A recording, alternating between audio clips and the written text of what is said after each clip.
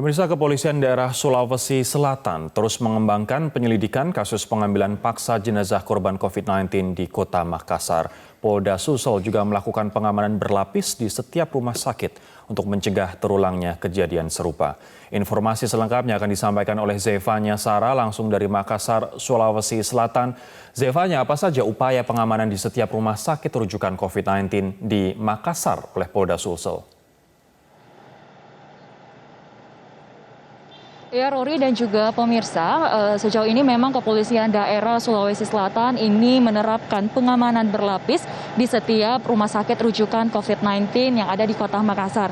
Pengamanan berlapis yang dimaksud ini adalah di mana di setiap rumah sakit rujukan ini telah disiagakan puluhan personil, baik itu dari Kepolisian Daerah Sulawesi Selatan maupun juga dari Polrestabes Makassar untuk bersiaga mengamankan rumah sakit tersebut bersama dengan aparat TNI.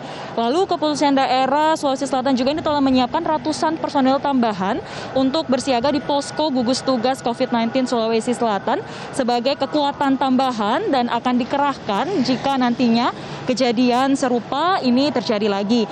Dan pengamanan berlapis ini dinilai cukup efektif menurut dari Kabid Humas Polda Sulawesi Selatan Kombes Pol Ibrahim Tompo. Pasalnya dalam rentan 2 hari terakhir ini ada dua kejadian serupa ini terjadi lagi di Rumah Sakit Dadi dan juga di Rumah Sakit Labuang Bajo Kota Makassar, di mana dari keluarga jenazah ini datang ke rumah sakit membawa sejumlah massa untuk mengambil paksa jenazah keluarga mereka dan diminta untuk memakamkan sendiri begitu. Namun aksi dari sejumlah massa tersebut ini berhasil dihadang oleh pihak kepolisian yang sedang bersiaga pada saat itu maupun yang dikerahkan dari posko gugus tugas COVID-19 Sulawesi Selatan. Dan berikut kita ikuti pernyataan dari Kabid Humas Polda Sulawesi Selatan Kombes Pol Ibrahim Tompo berikut ini. Personil yang ada ini kita tempatkan dengan sistem berlapis. Pertama kita tempatkan personil untuk berjaga di setiap rumah sakit rujukan tersebut. Kemudian ini di backup lagi oleh personil yang ada di tim gugus. Nah kemudian apabila ada kejadian yang kita prediksi bahwa memang masanya cukup banyak, kita menyiapkan standby force dengan kekuatan yang lebih besar. Ya, jadi ini merupakan langkah yang cukup berhasil kita lakukan di lapangan dan kita sangat berharap juga tetap kepada masyarakat mempunyai pemahaman yang sama sehingga protokol kesehatan ini betul-betul dilaksanakan dan tidak ada lagi permasalahan dan upaya-upaya untuk memaksakan kehendaknya dan akhirnya bisa malah merugikan orang lain. Rory, Apakah kemudian ada penambahan tersangka dari kasus pengambilan paksa jenazah korban COVID-19 ini?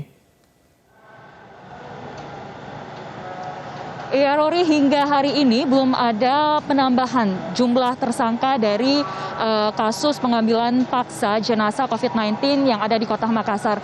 Dari data terakhir, ini untuk jumlah orang yang diamankan di Mapolrestabes Makassar, ini sebanyak 42 orang dan 12 orang diantaranya ini telah dinyatakan sebagai tersangka. Dan 30 orang lainnya ini statusnya masih menjadi saksi dalam kasus ini. Selain itu juga informasinya ada satu orang yang telah menyerahkan diri di Mapolrestabes Makassar untuk kasus pengambilan paksa jenazah PDP COVID-19 di Rumah Sakit Labuang Bajo. Namun statusnya juga ini masih menjadi saksi dalam kasus ini. Sehingga total jumlah saksi untuk kasus ini sebanyak 31 orang. Namun tidak menutup kemungkinan, Rory, jumlah saksi ini akan terus bertambah seiring dengan pengembangan dan juga penyelidikan lebih dalam kasus pengambilan paksa jenazah COVID-19 yang ada di Kota Makassar ini, Rory. Demikian Rory, kembali ke Anda di studio. Zevanya Sara dari Makassar, Sulawesi Selatan, terima kasih.